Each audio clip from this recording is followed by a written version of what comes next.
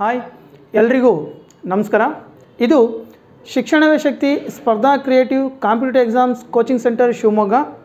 So ಈ institution ವತಿಯಿಂದ ಈಗಾಗಲೇ ನಾವು ನವೋದಯ ಪ್ರವೇಶ ಪರೀಕ್ಷೆಯನ್ನು ತೆಗೆದುಕೊಳ್ಳುವಂತಹ ಅಭ್ಯರ್ಥಿಗಳಿಗೆ ತರಬೇತಿಯನ್ನು ಕೊಡಲಾಗ್ತಾ ಇದೆ.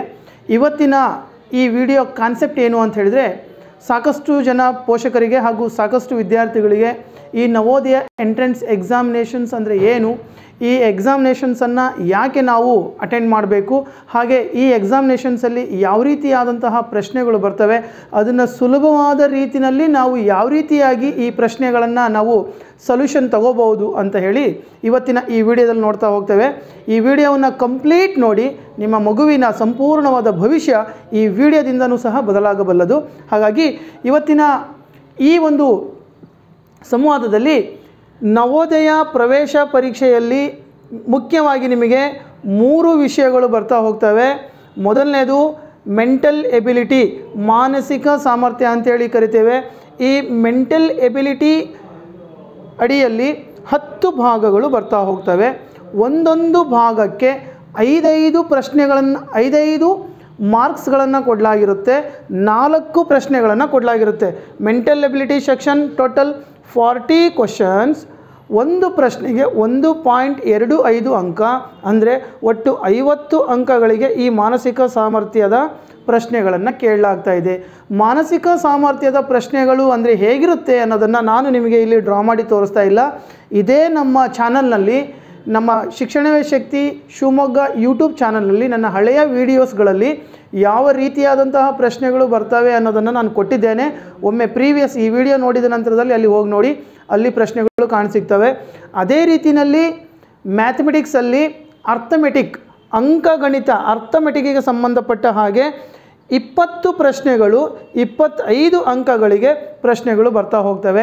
ಇಲ್ಲಿ ಯಾವ ರೀತಿಯಾದಂತಹ ಪ್ರಶ್ನೆಗಳು ಬರ್ತವೆ ಅನ್ನೋದನ್ನು, ಅವುಗಳನ್ನು ಸುಲಭವಾದ ರೀತಿಯಲ್ಲಿ ನಾವು ಹೇಗೆ ಅದನ್ನು ಎಕ್ಸ್ಪ್ಲೈನ್ ಮಾಡಬೇಕು, ತುಂಬ ಸ್ಪೀಡಾಗಿ, ಅಂದರೆ ಟೈಮು ವೇಸ್ಟ್ ಆಗದೇ ಇರೋ ರೀತಿಯಲ್ಲಿ ಎಕ್ಸಾಮಿನೇಷನ್ಸ್ ಹಾಲಲ್ಲಿ ನಾವು ಯಾವ ರೀತಿ ಅಟೆಂಡ್ ಮಾಡಬೇಕು ಅನ್ನೋ ಒಂದು ಮೆಥಡ್ಗಳನ್ನು ಕೂಡ ನಾನು ಈ ವಿಡಿಯೋದಲ್ಲಿ ತೋರಿಸ್ಕೊಡ್ತೇನೆ. ಅದೇ ರೀತಿಯಾಗಿ ಇನ್ನು 25 ಅಂಕಗಳಿಗೆ ಲ್ಯಾಂಗ್ವೇಜ್ ಅಂದರೆ ಭಾಷೆ, ಸ್ಟೋರೀಸ್ಗಳನ್ನು ಕೊಡಲಾಗಿರುತ್ತೆ. ಆ ಸ್ಟೋರೀಸ್ಗಳು ಹೇಗಿರುತ್ತೆ ಅಂತ ಹೇಳಿದರೆ, ಈಗ ಸಾಕಷ್ಟು ವರ್ಷಗಳು ಸಹ ನವೋದಯ ಎಂಟ್ರೆನ್ಸ್ ಎಕ್ಸಾಮಿನೇಷನ್ಸು ಕಂಪ್ಲೀಷನ್ ಆಗಿದೆ. ನಿಮ್ಮ ಹತ್ರ ಕೆಲವ್ರ ಹತ್ರ ಟೆಕ್ಸ್ಟ್ ಬುಕ್ಗಳು ಇರ್ಬೋದು. ಟೆಕ್ಸ್ಟ್ ಬುಕ್ಗಳನ್ನು ನೀವು ನೋಡಿ, ಒಮ್ಮೆ ನವೋದಯ ಪ್ರವೇಶ ಪರೀಕ್ಷೆ ಬರೀತಕ್ಕಂತಹ ಪುಸ್ತಕಗಳನ್ನು ನಿಮ್ಮ ಹತ್ರ ನೀವು ತೆಗೆದುಕೊಂಡಿದ್ದೀರಲ್ವ, ಆ ಪುಸ್ತಕಗಳನ್ನು ನೋಡಿ. ಯಾವುದೇ ಒಂದೇ ಒಂದು ಸ್ಟೋರಿನೂ ಸಹ ಮತ್ತೊಂದು ಎಕ್ಸಾಮಿನೇಷನ್ಸಲ್ಲಿ ರಿಪೀಟೇಷನ್ ಆಗಿರೋದಿಲ್ಲ. ಬಿಕಾಸ್ ಕಾರಣ ಏನು ಅಂತ ಹೇಳಿದರೆ, ಮಗು ಸ್ವತಃ ತಾನೇ ಓದಿ ತಾನೇ ಅರ್ಥೈಸಿಕೊಂಡು ಅಲ್ಲಿರ್ತಕ್ಕಂಥ ಪ್ರಶ್ನೆಗಳಿಗೆ ತಾನೇ ಆನ್ಸರ್ ಮಾಡ್ತಕ್ಕಂಥ ಕೆಪ್ಯಾಸಿಟಿಯನ್ನು ಈ ಎಕ್ಸಾಮಿನೇಷನ್ಸ್ ಅಟೆಂಡ್ ಮಾಡೋಕ್ಕೂ ಮೊದಲು ನಾವು ರೆಡಿಯಾಗಿರಬೇಕು. ಸೊ ಇಲ್ಲಿ ಲ್ಯಾಂಗ್ವೇಜ್ ಸ್ಟೋರೀಸ್ಗಳನ್ನು ಸಹ 25 ಪ್ರಶ್ನೆಗಳಿಗೆ 20 ಪ್ರಶ್ನೆಗಳಿಗೆ 25 ಅಂಕಗಳನ್ನು ಕೊಡಲಾಗಿರುತ್ತೆ. ಟೋಟಲ್ 80 ಪ್ರಶ್ನೆಗಳು 100 ಅಂಕಗಳು, 80 ಕ್ವಶನ್ಸ್ 100 ಮಾರ್ಕ್ಸ್ಗೆ ಈ ಪರೀಕ್ಷೆಯನ್ನು ಕೊಡಲಾಗಿರುತ್ತೆ. ಹಾಗಾದರೆ ಎಷ್ಟು ಗಂಟೆಗಳ ಕಾಲ ನಾವು ಈ ಎಕ್ಸಾಮಿನೇಷನ್ಸನ್ನು ಬರೀಬೇಕು? ಈ ಎಕ್ಸಾಮಿನೇಷನ್ಸನ್ನು 120 ನಿಮಿಷದಲ್ಲಿ ನಾವು ಫಿನಿಷ್ ಮಾಡಬೇಕು. 120 ನಿಮಿಷದಲ್ಲಿ ಕೇವಲ ಮೆಂಟಲ್ ಎಬಿಲಿಟಿಯನ್ನು ಬರಿತೀವಿ, ಎಕ್ಸಾಮ್ ಬರ್ತೀವಿ ಅಂತ ಹೇಳಿದರೆ ನೋ. ಫಾರ್ ಎಕ್ಸಾಂಪಲ್ ಎಕ್ಸಾಮಿನೇಷನ್ಸಲ್ಲಿ ಏನಾದರೂ 50 ಮಾರ್ಕ್ಸಿಗೆ ಕಟ್ ಆಫ್ ನಿಂತ್ಕೊಳ್ತು ಅಂತ ಹೇಳಿದ್ರೆ, ನೀವು ಕೇವಲ ಮೆಂಟಲ್ ಎಬಿಲಿಟಿನಲ್ಲೇ 50 ಮಾರ್ಕ್ಸ್ ತೊಗೊಂಡ್ರೆ ನೀವು ಎಲಿಜಿಬಿಲಿಟಿ ಆಗೋದಿಲ್ಲ. 3 ಸಬ್ಜೆಕ್ಟ್ಸ್ಗಳನ್ನು ಟಚ್ ಮಾಡಲೇಬೇಕು.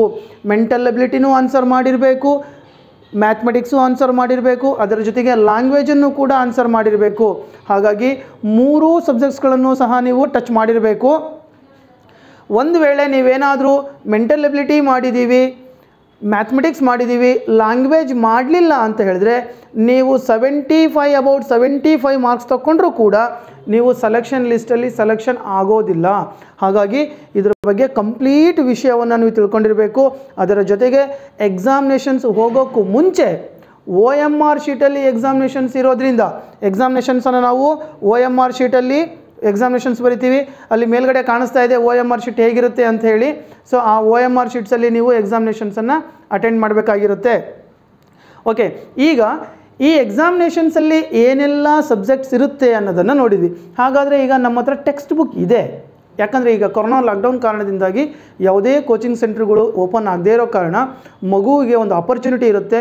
ಅದು ಆಪರ್ಚುನಿಟಿಯಲ್ಲಿ ಈ ವರ್ಷದ ಆಪರ್ಚುನಿಟಿ ತುಂಬ ನಿಮ್ಮನ್ನು ಹುಡುಕಿಕೊಂಡು ಬರ್ತಕ್ಕಂಥ ಆಪರ್ಚುನಿಟಿ ಇದಾಗಿದೆ. ಬಿಕಾಸ್ ಪ್ರತಿ ವರ್ಷ ಒಂದು ಜಿಲ್ಲೆಯಿಂದ ಕನಿಷ್ಠ ಸರಾಸರಿ 7,000 to 8,000 ವಿದ್ಯಾರ್ಥಿಗಳು ಅಪ್ಲಿಕೇಶನನ್ನು ಹಾಕ್ತಾರೆ.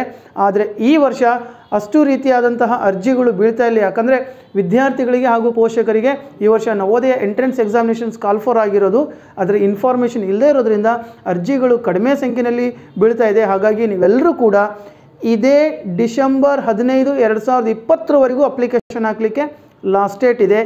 ಆಗ ನೀವು ಅಷ್ಟರ ಒಳಗಾಗಿ ಅಪ್ಲಿಕೇಶನ್ ಹಾಕಿದರೆ ಮಾತ್ರ ಏಪ್ರಿಲ್ 10, 2021 ನಡೀತಕ್ಕಂತಹ ನವೋದಯ ಎಂಟ್ರೆನ್ಸ್ ಎಕ್ಸಾಮಿನೇಷನ್ಸಲ್ಲಿ ನೀವು ಪರೀಕ್ಷೆ ಬರೀಲಿಕ್ಕೆ ಅರ್ಹರಾಗಿರ್ತೀರಿ.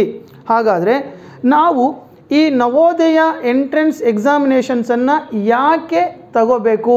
ಸಾಕಷ್ಟು ಪೇರೆಂಟ್ಸ್ಗಳು ಅಂದ್ಕೊಂಡ್ಬಿಟ್ಟಿದ್ದಾರೆ, ನವೋದಯ ಎಂಟ್ರೆನ್ಸ್ ಎಕ್ಸಾಮಿನೇಷನ್ಸನ್ನು ಬರೆಸ್ಬೇಕು ಅಂತ ಹೇಳಿದರೆ ನನ್ನ ಮಗ ಸ್ವಲ್ಪ ಏನೂ ಅಷ್ಟೊಂದು ತಿಳಿಲಾರ, ಇಂಗ್ಲೀಷ್ ಅಷ್ಟೊಂದು ತಿಳಿಲಾರ, ಕನ್ನಡ ಅಷ್ಟೊಂದು ತಿಳಿಲಾರ, ಮೆಂಟಲ್ ಎಬಿಲಿಟಿ ಅಂದರೆ ಇದೇನಿದು, ಚಿತ್ರಗಳನ್ನು ಹೇಗೆ ಇವನ ಕೈಯಲ್ಲಿ ಮಾಡಲಿಕ್ಕೆ ಆಗುತ್ತಾ, ನಮ್ಮ ಮಗಳ ಕೈಯಲ್ಲಿ ಮಾಡಲಿಕ್ಕೆ ಆಗುತ್ತಾ ಅನ್ನೋ ಪ್ರಶ್ನೆಗಳನ್ನು ಪೇರೆಂಟ್ಸೇ ಹಾಕ್ಕೊಂಡಿರ್ತಾರೆ ಮುಂಚೆ.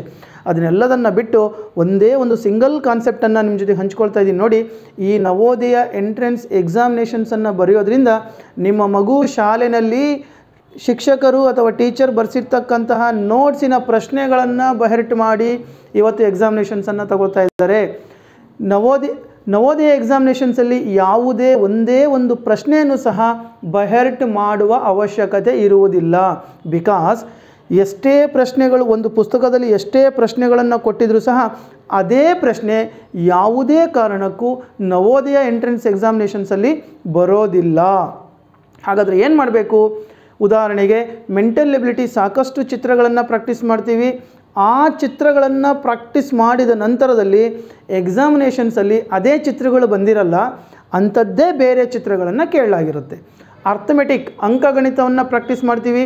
ನಾವು ಎಷ್ಟೇ ಪ್ರಶ್ನೆಗಳನ್ನು ಅಭ್ಯಾಸ ಮಾಡಿದರೂ ಸಹ ಅದೇ ಪ್ರಶ್ನೆ ಎಕ್ಸಾಮಿನೇಷನ್ಸಲ್ಲಿ ಬರೋದಿಲ್ಲ. ಅದೇ ಮೆಥಡ್ ಮೇಲೆ ಬೇರೆ ಪ್ರಶ್ನೆಗಳು ಎಕ್ಸಾಮಿನೇಷನ್ಸಲ್ಲಿ ಬರ್ತಾ ಹೋಗ್ತವೆ. ಹಾಗಾದರೆ ಮೆಥಡ್ಗಳನ್ನು ಕ್ಯಾಪ್ಚರ್ ಮಾಡೋದು ಎಲ್ಲಿ ಸಿಗುತ್ತೆ ನಮಗೆ ಮೆಥಡ್ಗಳನ್ನು? ಸೊ ಈಗಾಗಲೇ ನಮ್ಮ ಶಿಕ್ಷಣ ಶಕ್ತಿ ಸ್ಪರ್ಧಾ ಕ್ರಿಯೇಟಿವ್ ಸ್ಪರ್ಧಾತ್ಮಕ ಪ್ರವೇಶ ಪರೀಕ್ಷೆಗಳ ತರಬೇತಿ ಕೇಂದ್ರ ಶಿವಮೊಗ್ಗ ಇವರಿಂದ ನಿಮಗೆ ತರಬೇತಿಯನ್ನು ಕೊಡ್ತಾ ಇದ್ದಾರೆ. ಆಲ್ರೆಡಿ ಸಾಕಷ್ಟು ವಿದ್ಯಾರ್ಥಿಗಳು, ಸುಮಾರು 400 to 500 ವಿದ್ಯಾರ್ಥಿಗಳು ಈಗಾಗಲೇ ತರಬೇತಿಯನ್ನು ಪಡಿತಾ ಇದ್ದಾರೆ.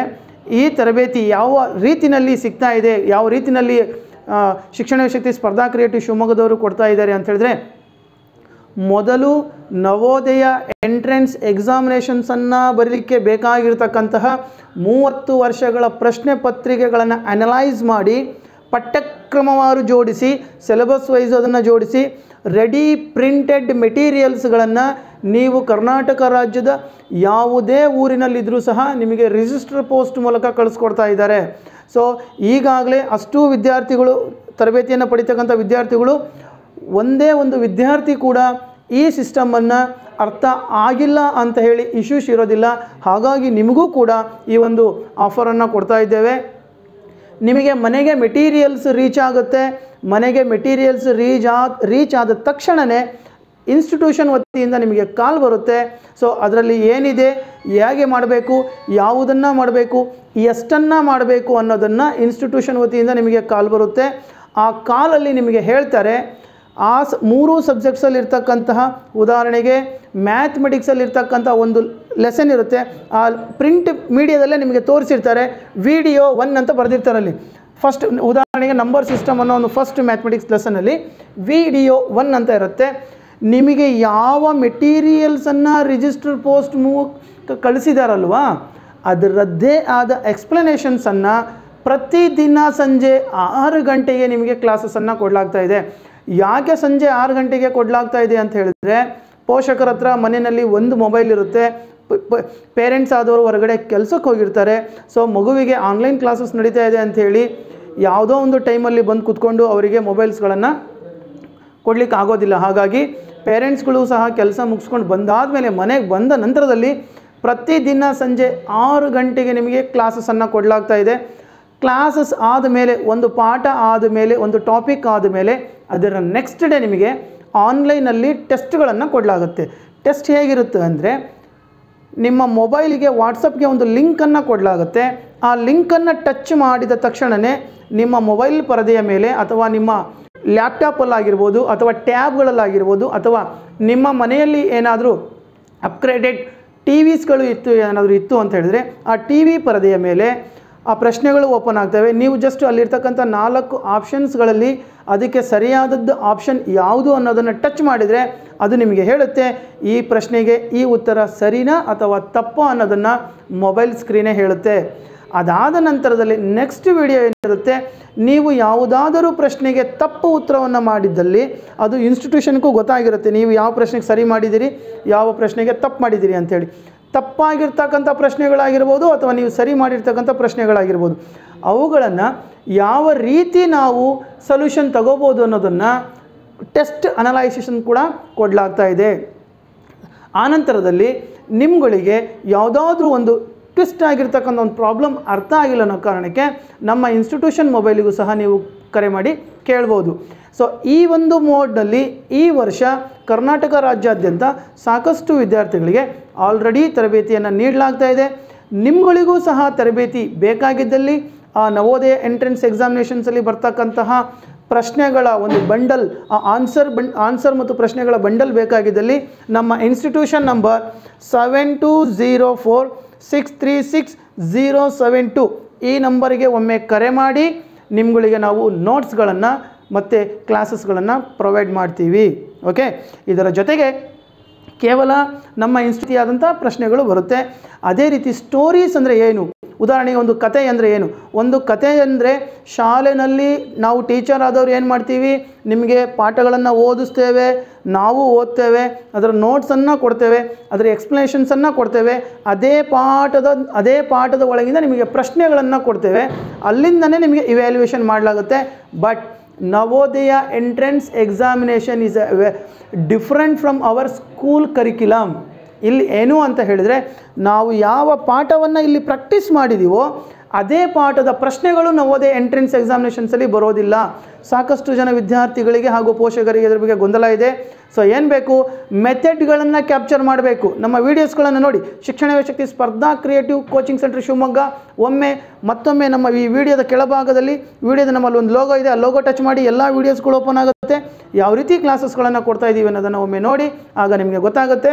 ಗಣಿತದಲ್ಲಿ ಯಾವ ರೀತಿಯಾದಂಥ ಪ್ರಶ್ನೆಗಳು ಬರುತ್ತೆ, ಎಲ್ರಿಗೂ ಗಣಿತ ಲೆಕ್ಕ ಮಾಡಲಿಕ್ಕೆ ಬರುತ್ತೆ, ಯಾರಿಗೂ ಲೆಕ್ಕ ಮಾಡಲಿಕ್ಕೆ ಬರೋದಿಲ್ಲ ಅಂತೇನಿಲ್ಲ, ಎಲ್ಲರೂ ಕೂಡ ಲೆಕ್ಕ ಮಾಡ್ತೇವೆ. ಆದರೆ ಕಾಂಪಿಟೇಟಿವ್ ಎಕ್ಸಾಮ್ಸಲ್ಲಿ, ಅದರಲ್ಲಿ ಎಸ್ಪೆಷಲಿ ಕೂಡ ನೀವು 5ನೇ ತರಗತಿಯಲ್ಲಿರ್ತಕ್ಕಂತಹ 10 ರಿಂದ 12 ವರ್ಷದ ವಯಸ್ಸಿನ ಮಕ್ಕಳಾದಂತಹ ನಿಮಗೆ ಸ್ಪೀಡಾಗಿ ಮ್ಯಾಥಮೆಟಿಕ್ಸನ್ನು ಮಾಡಬೇಕು. ಸೊ ಯಾವ ರೀತಿ ಸ್ಪೀಡಾಗಿ ಮ್ಯಾಥಮೆಟಿಕ್ಸನ್ನು ಮಾಡಬೇಕು, ಪ್ರಶ್ನೆಗಳನ್ನು ಯಾವ ರೀತಿ ಕೇಳ್ತಾರೆ, ಶಾಲೆಯಲ್ಲಿ ಕೇಳ್ತಾರಲ್ಲ ಆ ರೀತಿ ಪ್ರಶ್ನೆಗಳನ್ನು ಕೇಳೋದಿಲ್ಲ. ಒಂದು ಎಕ್ಸಾಂಪಲ್ ಕ್ವಶನನ್ನು ತೆಗೆದುಕೊಂಡಿದ್ದೀನಿ, ನಿಮಗೆ ತುಂಬ ಇಂಟ್ರೆಸ್ಟಿಂಗ್ ಆಗಿದೆ. Find the sum of 10 natural numbers from 87 to 96 ಅಷ್ಟೇ ಕೊಡ್ತಾರೆ ಅವರು ಪ್ರಶ್ನೆ, ಬೇರೆ ಏನೂ ಕೊಡೋದಿಲ್ಲ. ಕನ್ನಡದಲ್ಲಾದರೆ 87 ರಿಂದ 96ರವರೆಗಿನ ನಿರಂತರವಾಗಿರುವ 10 ಸ್ವಾಭಾವಿಕ ಸಂಖ್ಯೆಗಳ ಒಟ್ಟು ಮೊತ್ತ ಅಂತೇಳಿ ಕೇಳಿದ್ದಾರೆ. ಪ್ರಶ್ನೆಗಳನ್ನು ಓದಲಿಕ್ಕೆ ಬರುತ್ತೆ, ಅರ್ಥ ಆಯಿತು ಅಂದರೆ ಲೆಕ್ಕ ಮಾಡಲಿಕ್ಕೂ ಬರುತ್ತೆ ನಮಗೆ. ಸೊ ಮೊದಲೇನು ಮಾಡಬೇಕು, ಪ್ರಶ್ನೆಗಳನ್ನು ಅರ್ಥ ಮಾಡ್ಕೋಬೇಕು ಅಂದರೆ ನಿಮಗೆ ಕಾನ್ಸೆಪ್ಟ್ ಇರಬೇಕು. ನ್ಯಾಚುರಲ್ ನಂಬರ್ಸ್ ಅಂದರೆ ಏನು ಅನ್ನೋದು ನಿಮಗೆ ಗೊತ್ತಿರಬೇಕು. ಕನ್ನಡ ಮೀಡಿಯಮಲ್ಲಾದರೆ ಸ್ವಾಭಾವಿಕ ಸಂಖ್ಯೆಗಳು ಅಂದರೆ ಏನು ಅಂತ ಗೊತ್ತಿರಬೇಕು. ಅದರ ಜೊತೆಗೆ ಕನ್ನಡದಲ್ಲಿ ಮೊತ್ತ ಅಂದರೆ ಏನಂತ ಗೊತ್ತಿರಬೇಕು, ಇಂಗ್ಲೀಷ್ನಲ್ಲಾದರೆ ಸಮ್ ಅಂದರೆ ಏನಂತ ಗೊತ್ತಿರಬೇಕು. ಇದು ತುಂಬ ಇಂಪಾರ್ಟೆಂಟ್. ಇವೆರಡೂ ಗೊತ್ತಾಯಿತು ಅಂತ ಹೇಳಿದರೆ ಈ ಲೆಕ್ಕವನ್ನು ನೀವು ಮಾಡ್ಬೋದು, 100% ಮಾಡ್ತೀರಾ. ಸಾಕಷ್ಟು ಮಕ್ಕಳು ಹೋಲ್ ನಂಬರ್ಸನ್ನು ಹೋಗಿ ನ್ಯಾಚುರಲ್ ನಂಬರ್ಸ್ ಅಂತ ಕನ್ಫ್ಯೂಷನ್ ಮಾಡ್ಕೊಳ್ತಾರೆ, ನ್ಯಾಚುರಲ್ ನಂಬರ್ಸನ್ನು ಹೋಲ್ ನಂಬರ್ಸ್ ಅಂತೇಳಿ ಕನ್ಫ್ಯೂಷನ್ ಮಾಡ್ಕೊಳ್ತಾರೆ. ಸೊ ಅದಾಗಬಾರ್ದು. ನ್ಯಾಚುರಲ್ ನಂಬರ್ಸ್ ಅಂತ ಹೇಳಿದರೆ ನಾವು ಫ್ರಮ್ 1ರಿಂದ ಕಂಟಿನ್ಯೂಸ್ ಆಗಿ ಕೌಂಟ್ ಮಾಡ್ತೀವಲ್ವ, ಅದನ್ನು ನ್ಯಾಚುರಲ್ ನಂಬರ್ಸ್, ಸ್ವಾಭಾವಿಕ ಸಂಖ್ಯೆಗಳು ಅಂತ ಕರಿತೀವಿ. ಅದೇ ರೀತಿಯಾಗಿ ಹೋಲ್ ನಂಬರ್ಸ್, ಪೂರ್ಣಾಂಕಗಳು, ಪೂರ್ಣ ಸಂಖ್ಯೆಗಳು ಅಂದರೆ 0ಯಿಂದ ಪ್ರಾರಂಭವಾಗುವ ಸಂಖ್ಯೆಗಳನ್ನು ನಾವು ಪೂರ್ಣ ಸಂಖ್ಯೆಗಳು ಅಥವಾ ಹೋಲ್ ನಂಬರ್ಸ್ ಅಂತ ಹೇಳಿ ಕರಿತೀವಿ. ಇಲ್ಲಿ ನಮಗೆ ಕೇಳಿರೋ ಪ್ರಶ್ನೆ ಏನು, natural numbers, continuous 10 natural numbers, ಇಷ್ಟು ಕೊಟ್ಟಿದ್ದಾರೆ ಅವ್ರ ಪ್ರಶ್ನೆ.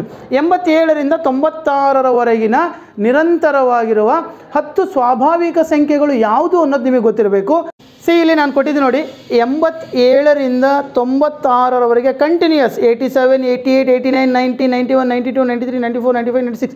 ಅವರು ಎಕ್ಸಾಮಿನೇಷನ್ಸಲ್ಲಿ ನ್ಯಾಚುರಲ್ ನಂಬರ್ಸ್ ಆದರೂ ಕೇಳ್ಬೋದು, ಆಡ್ ನಂಬರ್ಸ್ ಆದರೂ ಕೇಳ್ಬೋದು, ಈವನ್ ನಂಬರ್ಸ್ ಕೇಳ್ಬೋದು, ಯಾವುದೇ ನಂಬರ್ಸನ್ನಾದರೂ ಕೇಳ್ಬೋದು. ಸ್ವಾಭಾವಿಕ ಸಂಖ್ಯೆಗಳು, ಭಾಜ್ಯ ಸಂಖ್ಯೆಗಳು, ಅವಿಭಾಜ್ಯ ಸಂಖ್ಯೆ, ಇವನ್ನೆಲ್ಲವನ್ನು ಕೂಡ ನಾವು ಟ್ರಿಕ್ಸ್ ಇಟ್ಕೊಂಡು ಸ್ಪೀಡ್ ಮ್ಯಾಥಮೆಟಿಕ್ಸ್ ಥರ ಮಾಡ್ಬೋದು.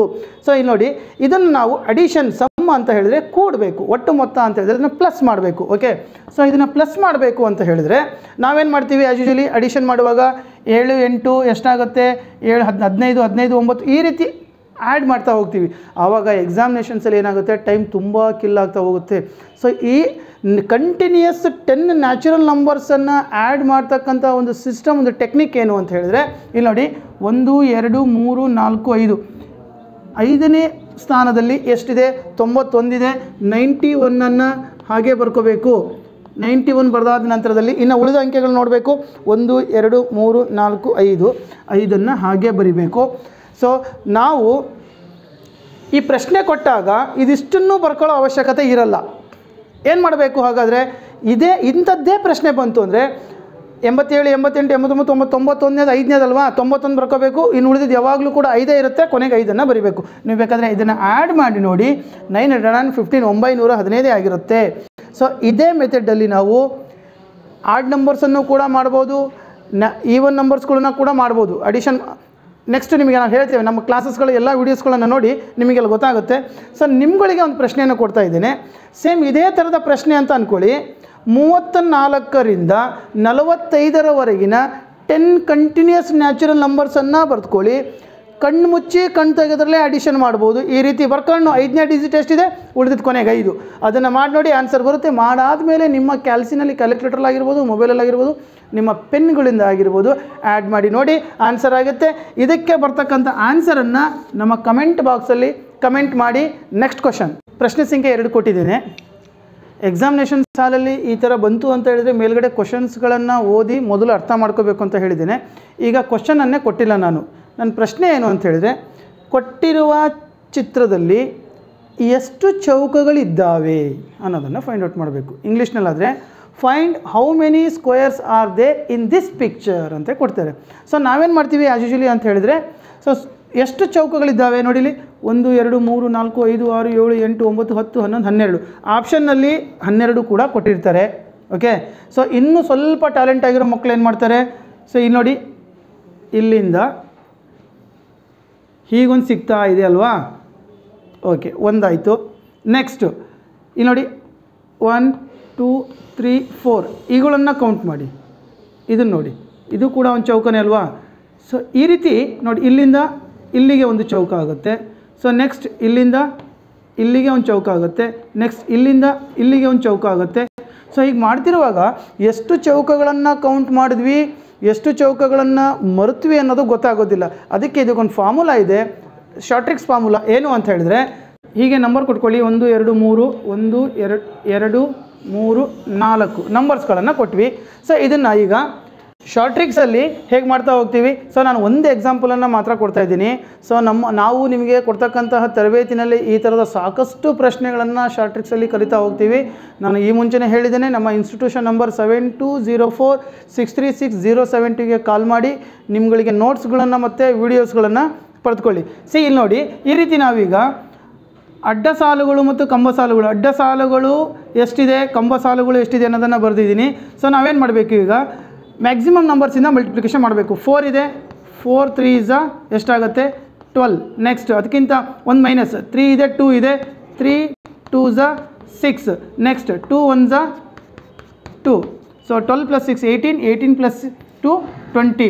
ಟೋಟಲ್ ಇದರಲ್ಲಿ ಎಷ್ಟು ಸ್ಕ್ವೇರ್ಸ್ ಇದೆ ಅಂತ ಹೇಳಿದ್ರೆ 20 ಸ್ಕ್ವೇರ್ಸ್ ಇದೆ. ಇದೇ ರೀತಿಯಾಗಿ ರೆಕ್ಟ್ಯಾಂಗಲ್ಸನ್ನು, ಟ್ರಯಾಂಗಲ್ಸ್ಗಳನ್ನು ಕೂಡ ಎಕ್ಸಾಮಿನೇಷನ್ಸಲ್ಲಿ ಕೇಳ್ತಾರೆ. ಯಾವ ಪ್ರಶ್ನೆಯನ್ನು ಕೇಳ್ತಾರೆ ಅಂಥೇಳಿ ನಮ್ಗೆ ಗೊತ್ತಿರೋದಿಲ್ಲ. ನಾವು ಯಾವುದಕ್ಕೂ ಕೂಡ ಪ್ರಿಕಾಕ್ಷನರಿಯಾಗಿ ಸಾಕಷ್ಟು ಪ್ರಶ್ನೆಗಳನ್ನು ಅಭ್ಯಾಸ ಮಾಡಿ ತಯಾರಿಯಾಗಿದ್ದರೆ ಯಾವುದೇ ಪ್ರಶ್ನೆಗಳು ಬಂದರೂ ಸಹ ನಾವು ಎಕ್ಸಾಮಿನೇಷನ್ಸನ್ನು ಅಟೆಂಡ್ ಮಾಡ್ಬೋದು. ನಾನು ಇದುವರೆಗೂ ನಿಮಗೆ ಹೇಳ್ತಾ ಇರ್ತಕ್ಕಂಥದ್ದು, ನವೋದಯ ಎಂಟ್ರೆನ್ಸ್ ಎಕ್ಸಾಮಿನೇಷನ್ಸಲ್ಲಿ ಟೈಮನ್ನು ವೇಸ್ಟ್ ಮಾಡ್ದೇ ಯಾವ ರೀತಿಯಾಗಿ ಪರೀಕ್ಷೆ ಬರೀಬೇಕು ಅಂತ ಟ್ರಿಕ್ಸ್ಗಳನ್ನು ನಮ್ಮ ತರಬೇತಿ ಕೇಂದ್ರದಿಂದ ಕೊಡ್ತಾ ಇದ್ದೀವಿ. ಸೊ ಅಲ್ಲಿರ್ತಕ್ಕಂಥ 2 ಕ್ವಶನ್ಸ್ಗಳನ್ನು ಮ್ಯಾಥಮೆಟಿಕ್ಸಲ್ಲಿ ಕೊಟ್ಟಿದ್ದೀನಿ. ಇದೇ ರೀತಿಯಾಗಿ ಸಾಕಷ್ಟು ಪ್ರಶ್ನೆಗಳು ನಿಮಗೆ ನಂಬರ್ ಸಿಸ್ಟಮಿಂದ ಸ್ಪೀಡ್, ಡಿಸ್ಟೆನ್ಸ್, ಟೈಮ್ ಪ್ರತಿಯೊಂದು ಪ್ರಶ್ನೆಗಳು ಸಹ ಶಾರ್ಟ್ ಟ್ರಿಕ್ಸಲ್ಲಿ ನೋಟ್ಸ್ಗಳು ವಿತ್ ವೀಡಿಯೋಸ್ಗಳನ್ನು ಕೊಡಲಾಗುತ್ತೆ. ಅದರ ಜೊತೆಗೆ ಟೆಸ್ಟ್ಗಳನ್ನು ಕೂಡ ಕೊಡಲಾಗುತ್ತೆ. ಮೆಂಟಲ್ ಎಬಿಲಿಟಿನಲ್ಲೂ ಕೂಡ ಅಷ್ಟೇ. ಮೆಂಟಲ್ ಎಬಿಲಿಟಿನಲ್ಲಿರ್ತಕ್ಕಂಥ 10 ಭಾಗಗಳನ್ನು ಸಹ ನಾವು ಅಭ್ಯಾಸ ಮಾಡಲೇಬೇಕು. ಒಂದು ಪ್ರಶ್ನೆ ಗೊತ್ತಿದ್ದು ಕೂಡ ತಪ್ಪಾಯಿತು ಅಂದರೆ ಸೆಲೆಕ್ಷನ್ ಆಗೋ ಸಾಧ್ಯತೆಗಳು ಕಡಿಮೆ ಇರುತ್ತೆ. ಹಾಗಾಗಿ ಪ್ರತಿಯೊಂದನ್ನು ಕೂಡ ಸರಿಯಾಗಿ ಅಭ್ಯಾಸ ಮಾಡಬೇಕು. ಅದೇ ರೀತಿಯಲ್ಲಿ ಲ್ಯಾಂಗ್ವೇಜಿಗೆ ಹೋಗ್ತೀವಲ್ವ, ಭಾಷೆಗೆ ಹೋಗ್ತೀವಿ. ಒಂದು ಲ್ಯಾಂಗ್ವೇಜ್ ಅಂತ ಹೇಳಿದರೆ ಒಂದು ಸ್ಟೋರೀಸ್ಗಳನ್ನು ಕೊಡಲಾಗಿರುತ್ತೆ. ನಾವೇನು ಮಾಡ್ತೀವಿ ಎಕ್ಸಾಮಿನೇಷನ್ ಸಾಲಲ್ಲಿ ಅಂತ ಹೇಳಿದ್ರೆ ಒಂದು ಕಥೆಯನ್ನು ಓದ್ತಾ ಇರ್ತೀವಿ. ಅಲ್ಲಿ 5 ಪ್ರಶ್ನೆಗಳನ್ನು ಕೊಡಲಾಗಿರುತ್ತೆ. ಯಾವುದಾದ್ರೂ ಒಂದು ಪ್ರಶ್ನೆಯನ್ನು ಅಪ್ಲೈಡ್ ಕೊಟ್ಟಿದ್ರು ಅಂತ ಹೇಳಿದ್ರೆ ಅದಕ್ಕೆ ಆನ್ಸರ್ ಬಂದಿಲ್ಲ ಅಂದರೆ ನಾವೇನು ಮಾಡ್ತಾ ಕೂತ್ಕೊಳ್ತೀವಿ, ಅದೇ ಸ್ಟೋರಿನ ರಿಪೀಟ್ ಓದ್ತಾ ಕೂತ್ಕೊಳ್ತೇವೆ. ಯಾಕಂದರೆ ಅದಕ್ಕೆ ಆನ್ಸರ್ ಮಾಡಬೇಕು ಅಂಥೇಳಿ. ಆಗ ಏನಾಗುತ್ತೆ, ಮುಂದಿರ್ತಕ್ಕಂಥ ಇನ್ನು 4 ಸ್ಟೋರೀಸ್ಗಳಿಗೆ ನಾವು ಎಕ್ಸಾಮಿನೇಷನ್ಸ್ ಅಟೆಂಡ್ ಮಾಡಲಿಕ್ಕೆ ಟೈಮ್ ಸಾಕಾಗೋದಿಲ್ಲ. ಆಗೇನು ಮಾಡಬೇಕು, ಮೊದಲನೇ ಸ್ಟೋರಿ ಈಗ ಓದ್ತಿದ್ದೀವ, ಎಷ್ಟು ಪ್ರಶ್ನೆಗಳು ಬಂತು, 3 ಅಥವಾ 4 ಪ್ರಶ್ನೆಗಳಿಗೆ ನಿಮಗೆ ಸರಿಯಾದ ಆನ್ಸರ್ ಸಿಗ್ತಾ, ಓಕೆ ಮಾಡಿ ಮತ್ತೆ ಆ ಸ್ಟೋರೀಸನ್ನು ಆ ಕ್ಷಣದಲ್ಲೇ ಓದೋಕ್ಕೆ ಹೋಗಬೇಡಿ. ನೆಕ್ಸ್ಟ್ ಸ್ಟೋರಿಗೆ ಜಂಪ್ ಆಗಿ. ಬಿಕಾಸ್ ನೆಕ್ಸ್ಟ್ ಸ್ಟೋರಿನಲ್ಲಿ ನಿಮಗೆ 5 ಅಂಕಗಳು ಸಿಗೋ ಸಾಧ್ಯತೆಗಳು ಇರ್ತವೆ. ಹಾಗಾಗಿ ಈ ಬಾರಿ ನಿಮಗೆ ಒಂದು ಪ್ರಶ್ನೆಗೆ 1.25 ಅಂಕ ಇರುತ್ತೆ. ಒಟ್ಟು ಟೋಟಲ್ 80 ಪ್ರಶ್ನೆಗಳು 100 ಅಂಕಗಳಿಗಿರುತ್ತೆ. ಯಾವುದಾದ್ರೂ ಒಂದು ಪ್ರಶ್ನೆಗೆ ಆನ್ಸರ್ ಬಂದಿಲ್ಲ ಅಂದರೆ ಅಲ್ಲೇ ಟೈಮ್ ವೇಸ್ಟ್ ಮಾಡ್ತಾ ಕೂತ್ಕೋಬಾರ್ದು. ನೆಕ್ಸ್ಟ್ ಪ್ರಶ್ನೆಗೆ ಜಂಪ್ ಆಗಬೇಕು. ಕೊನೆಗೆ ನಾವು ಟೈಮಿಂಗ್ಸನ್ನು ನೋಡ್ಕೋಬೇಕು. ಟೈಮಿಂಗ್ಸ್ ಇನ್ನು ಎಷ್ಟಿದೆ ಅನ್ನೋದನ್ನು ನೋಡಿಕೊಂಡು ಆ ನಂತರದಲ್ಲಿ ನಾವುಗಳು ರಿಪೀಟ್ ಮತ್ತು ಆ ಕ್ವಶನ್ಸನ್ನು ಅಟೆಂಡ್ ಮಾಡಬೇಕು. ಅದಕ್ಕೆ ನಾವು ಎಕ್ಸಾಮಿನೇಷನ್ಸ್ ಬರೆಯುವಾಗ ಯಾವ ಕ್ವಶನ್ನಿಗೆ ನಾವು ಆನ್ಸರನ್ನು ಮಾಡಿಲ್ವೋ ಆ ಕ್ವಶನ್ಗೆ ನಾವು ಟಿಕ್ ಮಾಡ್ಕೊಂಡಿರಬೇಕು. ಕ್ವಶನ್ ಪೇಪರ್ ಮೇಲೆ ಪೆನ್ಸಿಲಿಂದ ಟಿಕ್ ಮಾಡ್ಕೋಬೇಕು. ಅಂದರೆ ಈ ಕ್ವಶನ್ನಿಗೆ ನಾವು ಆನ್ಸರನ್ನು ಅಟೆಂಡ್ ಮಾಡಿಲ್ಲ ಅಂಥೇಳಿ ಟಿಕ್ ಮಾಡ್ಕೋಬೇಕು. ಓಕೆ. ಸೊ ನಮ್ಮ ಶಿಕ್ಷಣವೇ ಶಕ್ತಿ ಸ್ಪರ್ಧಾ ಕ್ರಿಯೇಟಿವ್ ಕೋಚಿಂಗ್ ಸೆಂಟರ್ದ ಚಾನಲ್, ನಮ್ಮ ಚಾನಲಲ್ಲಿ ಇನ್ನೊಂದು ಸಲ ಪ್ರೀವಿಯಸ್ ಹೋಗಿ ಮೊಹಮ್ಮದ್ ಶಕೀಲ್ ಸರ್ ಅವರು ಮ್ಯಾಥಮೆಟಿಕ್ಸನ್ನು ನಿಮಗೆ ಸಾಕಷ್ಟು ವೀಡಿಯೋಗಳನ್ನು, ಪಬ್ಲಿಕ್ ವೀಡಿಯೋಸ್ಗಳನ್ನು ಕೊಟ್ಟಿದ್ದಾರೆ. ಇನ್ನು ಪ್ರೈವೇಟ್ ವೀಡಿಯೋಸ್ಗಳು ನಾವು ಪಬ್ಲಿಕ್ಸಿಗೆ ನಾವು ಕೊಟ್ಟಿಲ್ಲ. ಬಿಕಾಸ್ ನಮ್ಮ ನೋಟ್ಸ್ ನಿಮ್ಮ ಬಳಿ ಇರಲಿಲ್ಲ ಅಂತ ಹೇಳಿದರೆ ನಮ್ಮ ಪ್ರೈವೇಟ್ ವೀಡಿಯೋಸ್ಗಳು ಅರ್ಥ ಆಗಲ್ಲ. ಯಾರಿಗಾದರೂ ನೋಟ್ಸ್ ಬೇಕು, ಕ್ಲಾಸಸ್ ಬೇಕು ಅನ್ನೋರಾಗಿದ್ದರೆ ನಮ್ಮ ಇನ್ಸ್ಟಿಟ್ಯೂಷನ್ ನಂಬರ್ನ ಈಗಾಗಲೇ ನಾನು ಸಾಕಷ್ಟು ಬಾರಿ ಹೇಳಿದ್ದೇನೆ. ಅದಕ್ಕೆ ಕಾಲ್ ಮಾಡಿ ನೋಟ್ಸನ್ನು ಪಡೆದುಕೊಳ್ಳಿ. ಮೊದಲು ನೀವು ಕಾಲ್ ಮಾಡೋದಕ್ಕೂ ಮುಂಚೆ ನಮ್ಮ ಇನ್ಸ್ಟಿಟ್ಯೂಷನ್ ನಂಬರ್ 7204636072 ಈ ನಂಬರ್ ವಾಟ್ಸಪ್ ನಿಮ್ಮ ಮಗುವಿನ ಕಂಪ್ಲೀಟ್ ಅಡ್ರೆಸ್ಸನ್ನು ಮೊದಲು ಸೆಂಡ್ ಮಾಡಿ, ಆ ನಂತರದಲ್ಲಿ ಕಾಲ್ ಮಾಡಿ. ಬಿಕಾಸ್ ಇನ್ಸ್ಟಿಟ್ಯೂಷನ್ ನಂಬರ್ ಬ್ಯುಸಿ ಇರುತ್ತೆ. ನೀವು ಕಾಲ್ ಮಾಡಿದಾಗ ನಮಗೆ ಅಟೆಂಡ್ ಮಾಡಲಿಕ್ಕೆ ಆಗಲಿಲ್ಲ ಅಂದರೆ ನಿಮ್ಮ ಅಡ್ರೆಸ್ ಇರುತ್ತೆ ವಾಟ್ಸಪ್ಪಲ್ಲಿ, ಆ ಅಡ್ರೆಸ್ಸನ್ನು ನೋಡಿಕೊಂಡು ನಾವು ನಿಮಗೆ ಕಾಲ್ ಮಾಡ್ತೇವೆ. ಓಕೆ. ನಾನು ಹೇಳಿರ್ತಕ್ಕಂಥ ಈ ಮಾಹಿತಿಗಳು ನಿಮಗೆ ಇಷ್ಟ ಆಗಿದ್ದಲ್ಲಿ ಈ ವಿಡಿಯೋವನ್ನು ಲೈಕ್ ಮಾಡಿ. ಅದೇ ರೀತಿಯಾಗಿ ಇದುವರೆಗೂ ನಮ್ಮ ಚಾನಲಿಗೆ ಯಾರೆಲ್ಲ ಸಬ್ಸ್ಕ್ರೈಬ್ ಆಗಿಲ್ಲ ಸಬ್ಸ್ಕ್ರೈಬ್ ಆಗಿ ನಾವು ಕಳಿಸ್ತಕ್ಕಂತಹ ನೋಟಿಫಿಕೇಷನ್ಸ್ಗಳನ್ನು ಇಮಿಡಿಯೇಟ್ ನಿಮ್ಮ ಮೊಬೈಲ್ ಸ್ಕ್ರೀನ್ ಮೇಲೆ ಪಡೆದುಕೊಳ್ಳಿ. ಎಲ್ರಿಗೂ ಥ್ಯಾಂಕ್ ಯು, ಧನ್ಯವಾದಗಳು, ನಮಸ್ಕಾರ.